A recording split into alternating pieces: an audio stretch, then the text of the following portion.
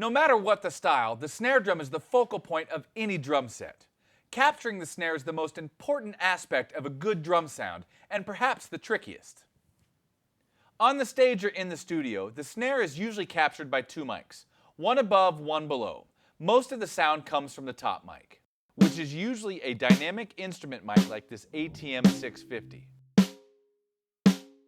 The bottom mic is either a condenser that can handle the high SPL or another dynamic. Here we're using an ATM 450 condenser to add high-end snap from the snares.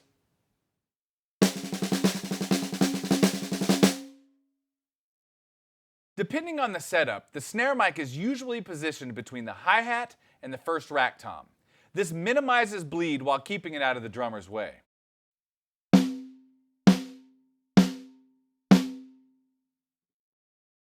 Positioning the mic closer to the head will also minimize bleed from the rest of the kit.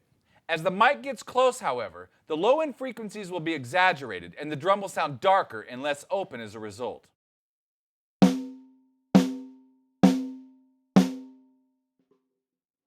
Angling the mic down towards the edge of the drum will emphasize the overtones.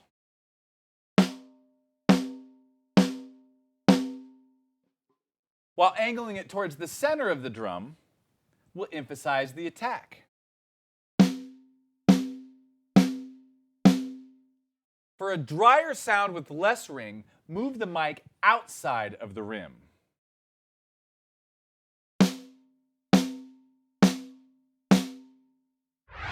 The bottom mic can be placed directly under the snares, close enough to minimize bleed, but not so close that the snares make contact with the mic. As the top head is struck and moves away from the top mic, the bottom head is pushed toward the bottom mic by the air column within the drum. This creates waveforms that are 180 degrees out of phase between the two mics.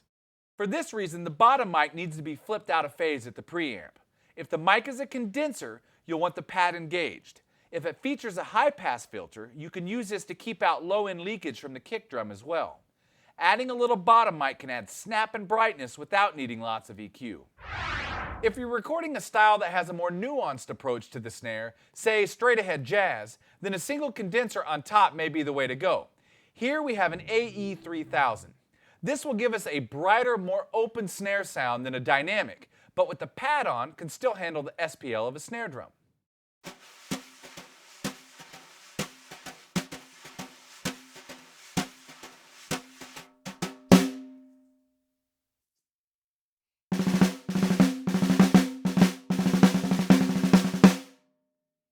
With these techniques, you can achieve any snare sound you're looking for.